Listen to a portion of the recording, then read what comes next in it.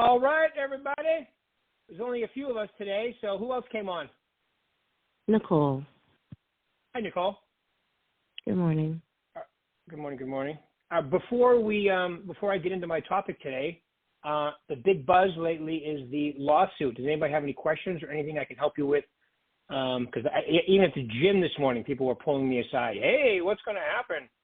I'm like, what? I actually said, with what? I'm like, well, I had no idea what he was talking about at first.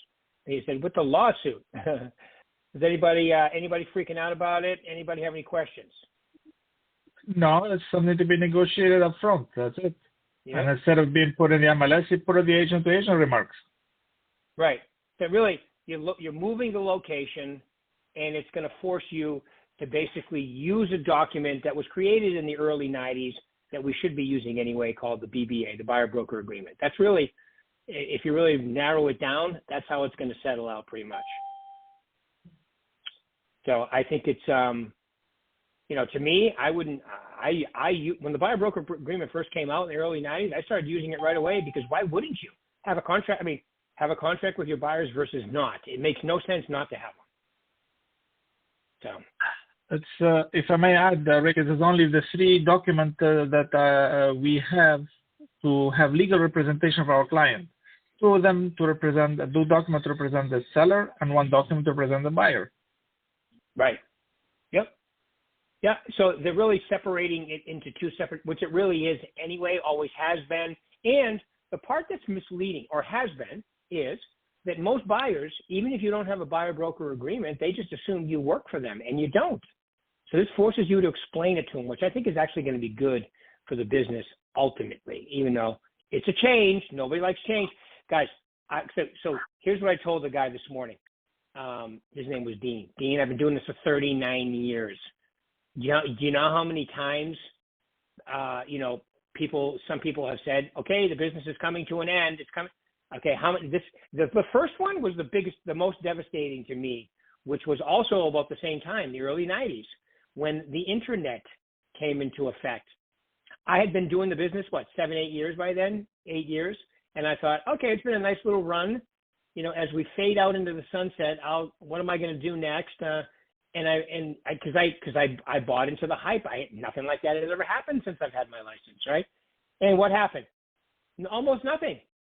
And then the first wave of commission cutters happened, and I was like, oh boy! And then a lot of them went out of business. So if you really follow it, there's always something that's happened. But this is not. This is within the business. This is like business practices.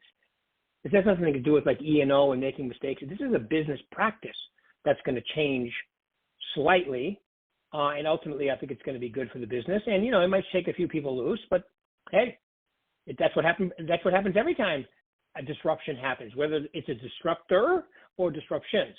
So it's all, it'll all come out, and it's all going to be very similar except slightly different. All right, anybody else that just came on have any questions about anything going on I can help you with? We happen to be talking about the lawsuit a little bit. Does anybody have any questions, anything I can help with?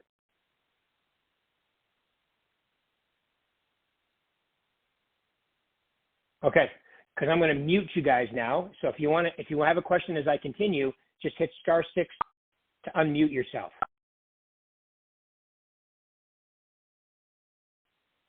Okay, you're officially mutified, just so the recording is nice and clean. All right, so once again, I would say, nothing changes till July. Back to the lawsuit for nothing changes till July. And Murad said it perfectly. They're just moving where the sub-agency fee was, and it'll be now in agent remarks. It's not a big deal. They probably will change the contract, so there'll be an area for it in the contract. I think California already does. Once again, it won't change till July. But if they didn't change the contract, it would probably go into additional provisions or somewhere else, right? So, and you should be spending a few moments explaining to a buyer what a buyer agency agreement means and what fiduciary responsibility means. That's all important stuff, guys. It really is. I know I teach mostly sales, but when it comes to representation and fiduciary responsibility, I think that's a huge part of our business, folks. That's why we go to school. That's why we get licensed. Okay, and you should be explaining the fiduciary responsibility. The other thing I would say is stay informed. Stay informed. Now, I'm not talking about CNN and MSNBC. That's not what I'm talking about. I'm talking about your brokers, NAR, all that good stuff. Stay informed so you know what's happening. And as this continues to, because they're saying today that NAR has settled. Well, it hasn't been accepted by the courts yet. It has to be accepted by the courts. It doesn't include us, folks. Home Services is still fighting the lawsuit. Everybody else, including NAR, has settled. Well, they're trying to. I don't know if the court's going to let them, but we'll see. They probably will, but I don't know. We don't know until it actually happens. And once again, if it's accepted, nothing changes till July. Okay, and after that, it's pretty much what we just said. You have two separate transactions, and you got to have to do it. So stay informed and adapt. Okay, well, it's always been this way. It doesn't matter. See, it's just the age-old thing. Okay, so let's just use. I'm not going to use the percentage. I'm going to use. Let's say I buy a house for $100,000, and the commission's $1,000. It used to be $500 paid by the seller. Well, it used to be $1,000 paid by the seller because they offered half that commission in buyer agency fee, right? That was the way MLS was. The age-old argument was, well, whose money is it really, the seller or the buyer? Well, without a seller, you don't have a product. Without a buyer, you don't have a purchase. So it's both of theirs. So that was the age-old thing. And then some of these like FHA loans and so forth with minimal down, if the buyer agent has, if you have 3% built in for the buyer agent and they're putting 3% down FHA loan, that's a 100% loan. That's the way the government looked at it, right? So anyway, all of that's come full circle, but I would just say stay informed, adapt, and then use a buyer broker. Start using it today. Beat the curve, okay? Now, with a low inventory market, there's never been a time easier to explain it and get them to sign it because they want to buy a house. If they want to buy a house, they need to work with one person who's going to give them their all and not just keep calling around and having people show them houses. If you explain this properly, this is definitely an asset to you. I know that when I explained it, it always ended up being beneficial. And a lot of them would say to me, well, I just assumed you worked for me anyway. I know. That's why it's important we go through this because unless you sign this, I don't. Now, look at you owe them honesty and professionalism, but not a fiduciary relationship. Totally different. Okay? So stay informed, adapt. I would also say there's never been a time for you to really get crazy about technology, because I think, and I'm not talking about just social media. I'm talking about, our CRM, our tools, everything. Stay up with technology because I think that's going to be very helpful as we move forward, and including AI. Okay, I used AI this morning. I used ChatGPT to explain something a little better. I like it because it explains it differently than I would. So I just kind of adapt, and I'm making myself a little bit more versatile by explaining things different ways now and using ChatGPT to do it. Okay, there's also another one I use called Opus Clip. Opus Clip will take let's say I do a Facebook Live video. You feed that into Opus Clip and give it a topic. It comes up with I don't know, I put in a 20-minute video and it came up with, I think, 11 30 or 45-second clips. It cuts them all up for you. It goes through. I don't know how it does it, but it's pretty magical. I like saving time. So AI will do that for you. Okay? So embrace technology. It's not bad. It's good. AI will be very helpful for us. It's not going to be computers that come and take over the world and then kill all the humans. Wasn't that a movie? I think it was a movie. All right, so don't worry about that. So coupled with that, make sure your online presence looks like you're on top of it. That's why I got involved with social media years ago. Somebody told me you look like a dinosaur because you have nothing going on Facebook, Instagram, LinkedIn, Twitter. And I was like, wow, I didn't like the way that sounded. So, and especially if you're my age or older, you definitely have to embrace it because if you look a little older and you act a little older, you're not going to get any business with people younger than you. You got it. Social media today is your calling card.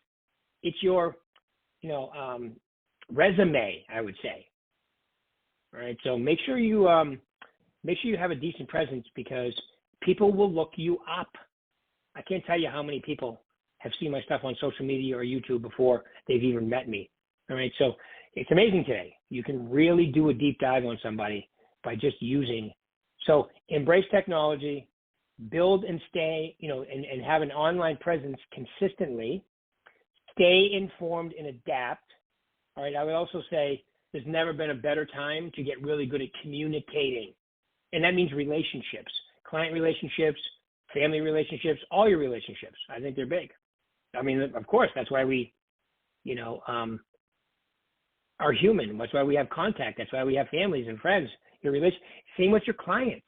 There's a way, I believe personally, as someone who was not good at listening and communicating at first, I had to work on it. So that's why I did a lot of NLP training.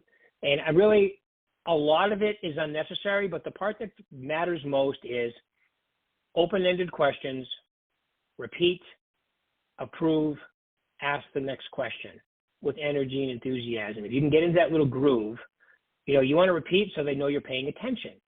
Approve, yeah, we're on the same page, right? And then ask your next question.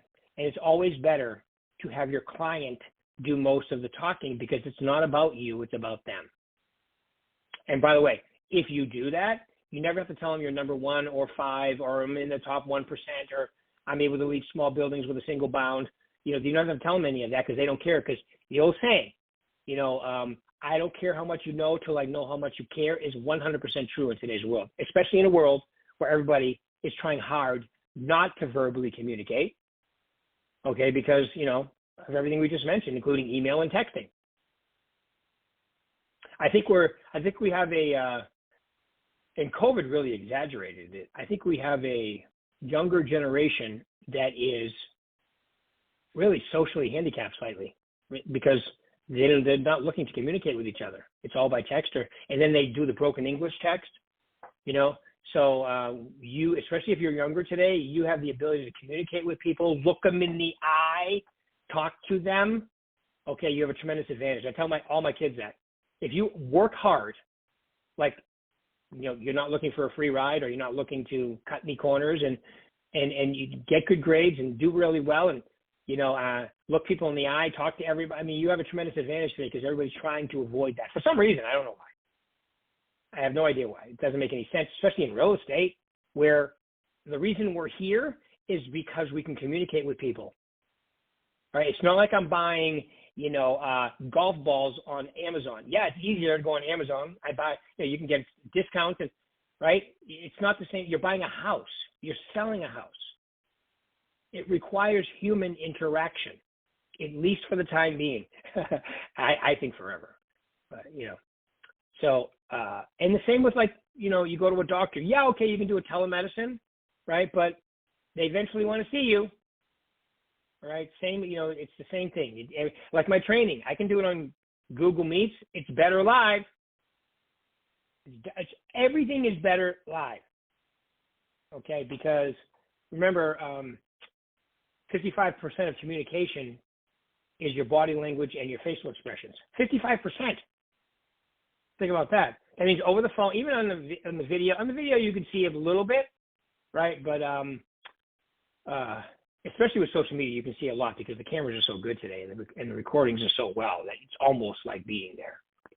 But like Google Meets, where you're only seeing your head talking, I don't think it's the same.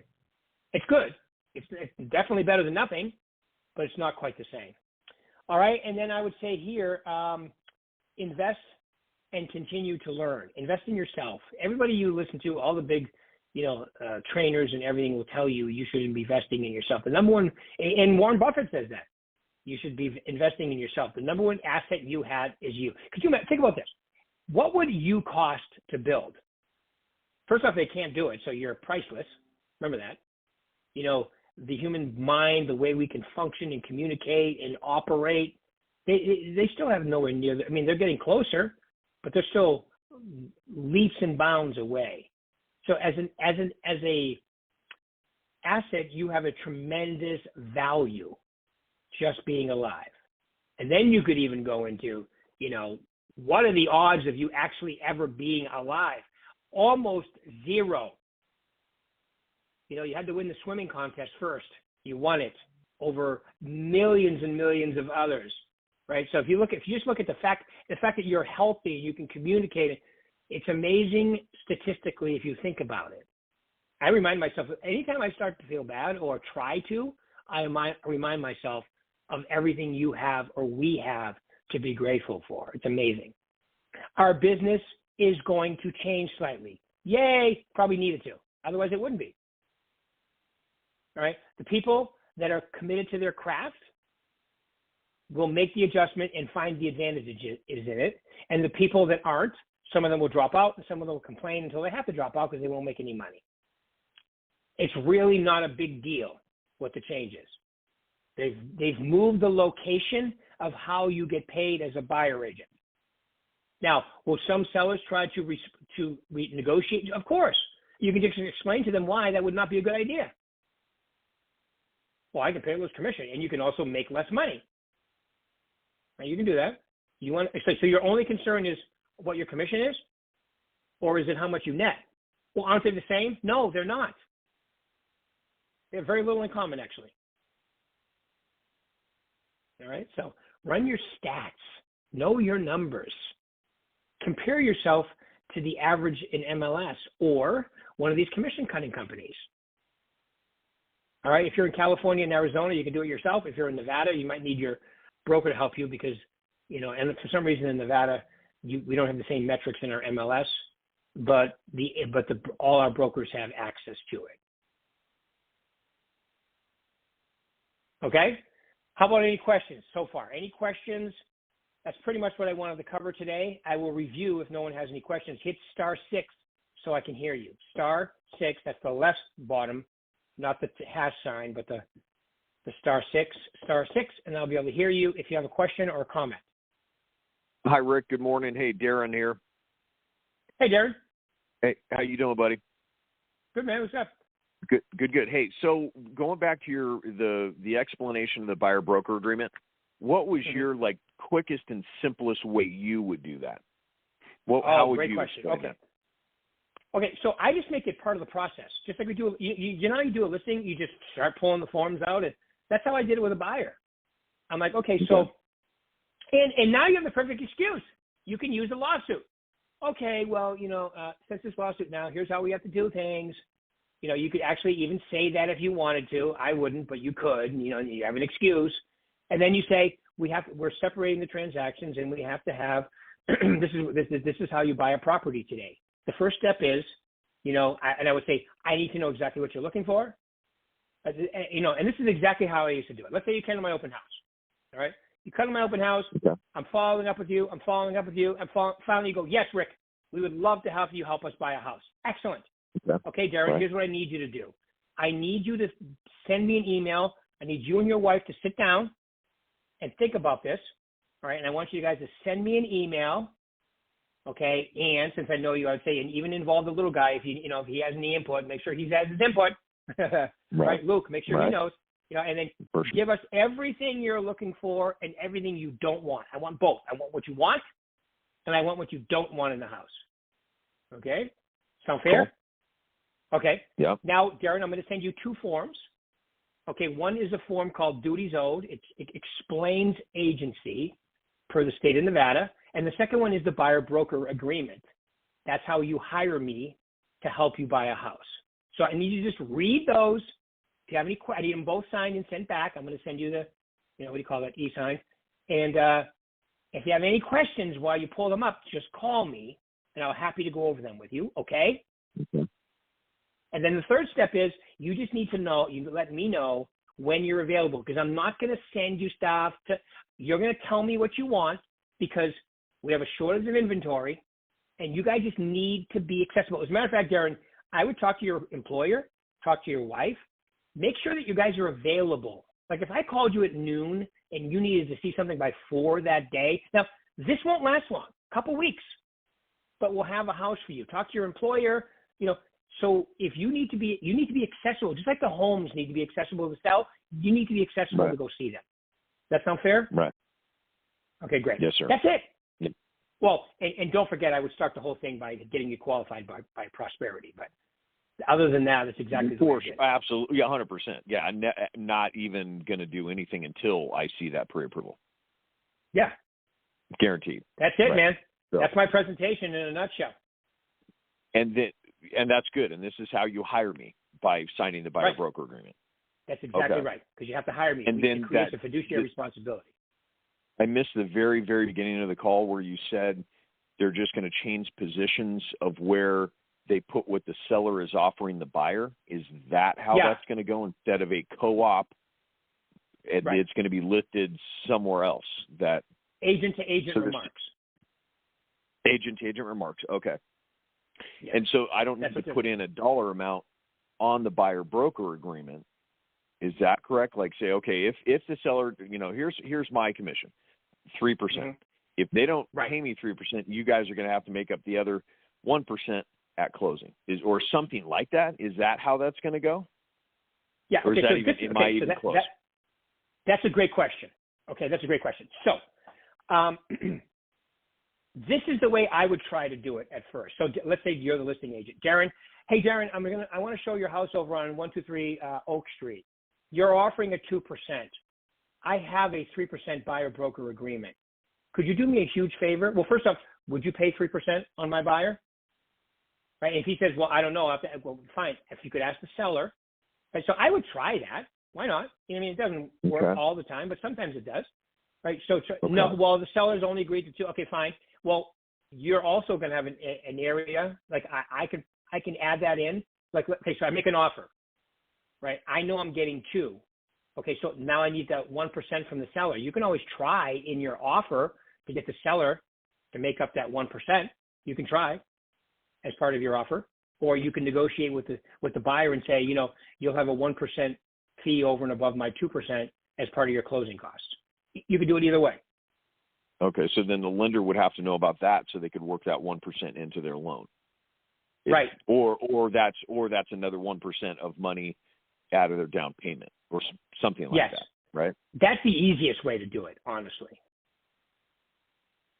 Okay. And then because I know people are thinking this, let's say it's 2.5. Let's say it's 2.5 and I have a contract for 3. And I love these people and I've done multiple deals and I decide, 2.5 is good enough. I just don't say anything. And I tell them, don't worry about the 0.5%. I'm going to eat it. It's fine. So that's another option that you could do. If they're a multiple repeat customer, I don't want to lose their business. They've given me 3 of their friends already, whatever it is. Yeah, it's kind of like you put the 3% in there because some of them are going to be 3, right? And then you can always negotiate down, but it's really tough to negotiate up. So I would definitely start with 3, like you just said. Right. And then you can negotiate it if you want to. It'll be in I think California already has it, a place for it in their contract. I'm sure Nevada is going to do the same, and Arizona will as well. Because it's going to be part of the transaction now. So since they've moved the location of the fee, and some sellers will pay none, so it'll be totally part of the negotiation. Right. And that's so. Yeah, so the seller, there'd be no co-op offered whatsoever for the sale of the house. So it's strictly on the buyer. Well, yes and no. You can do it that way. I wouldn't, but that's an option. Yes. A lot of these people, like no names mentioned, who I'm talking about, they're already saying, I list your house for, 0.0111%.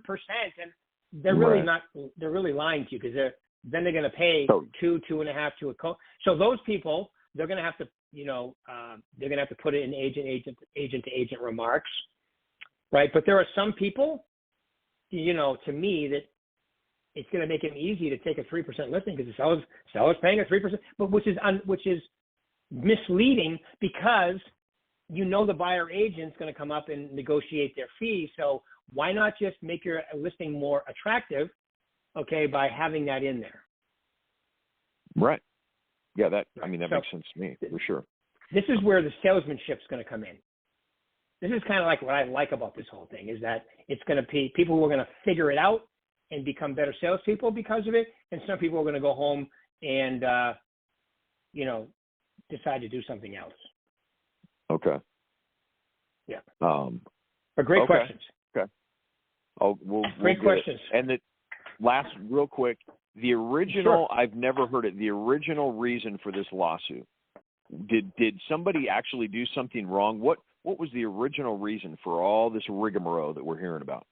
Was there that they brought it up in Missouri? No, I'm sorry. That's what. So no, they that's took right. the court. The original part of the lawsuit is conspiracy, that real estate agents conspired to keep commissions at 6%, which is just a lie.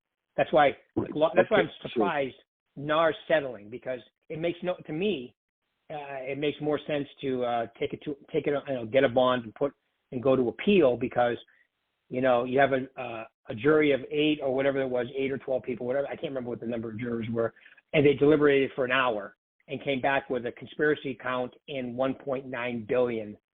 It's teed up so well for to be overturned on appeal, that I don't know why. Yeah.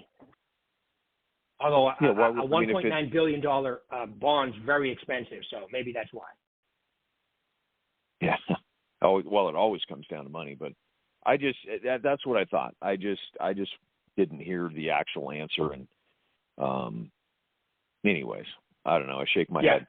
So that's it. So they were found. So major companies in Missouri were found guilty of conspiring to keep commissions at 6%, which is a lie, because we know we have companies that'll do it for 1%, or they advertise that. So I don't know how they got it just, honestly, it wasn't defended well. That's because it was so ridiculous that no one took it seriously, I think. And then so they got somebody just pulled that out of thin air and say, you know what, we're gonna just file this lawsuit. It was. You got to understand something. There are very, very educated, mischievously good attorneys that put together class action lawsuits. You ever watch TV and go, if you've ever walked by a street, right. If you ever had a breeze in your face and now you have cancer, call this number, right? So right. Or you get those little white cards. There's these lawyers out there, creating these,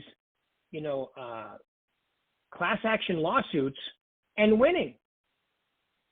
Just strictly, how can how much money can we get? Right. Exactly right. Okay.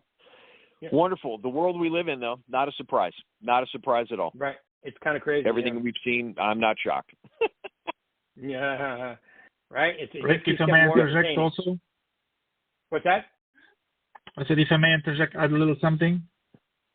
Yes, absolutely. So the same way like we negotiate for a contribution closing cost to the other part, to the buyer, or contribution for home warranty or anything that matter. Now we're gonna just ask for contribution towards commission. It's the same thing. Right. We want to get paid. If you guys don't want to pay, hey, we put another deal. I'm getting paid more there. You guys make a decision. Right. And yeah, there's always a bottom line. Yeah. Now I've been doing this for 39 years. So I agree with you 100%. But the reason it hadn't been done like that in the past is the argument is, well, now you put your buyer at a disadvantage, making commissions part of the negotiations. But now the government has said, we don't care about that. We want it in. So we'll see how that works out. Right. It will work out. So, yeah, I don't know. I have no problem with it at all. But I'm just telling you why it hasn't been introduced like that in the past, and that's exactly why. But now, apparently, they don't care about that anymore. Now they're moving on to 2 separate parts of the transactions, negotiated separately, which will happen sometimes, and sometimes it'll be like built in. So 6 of one, half a dozen of the other. All right, guys, I got to fly. Keep it rocking. If you need me, call me anytime. Have a great day. Thank you, Rick. You too. Bye, guys. Bye-bye.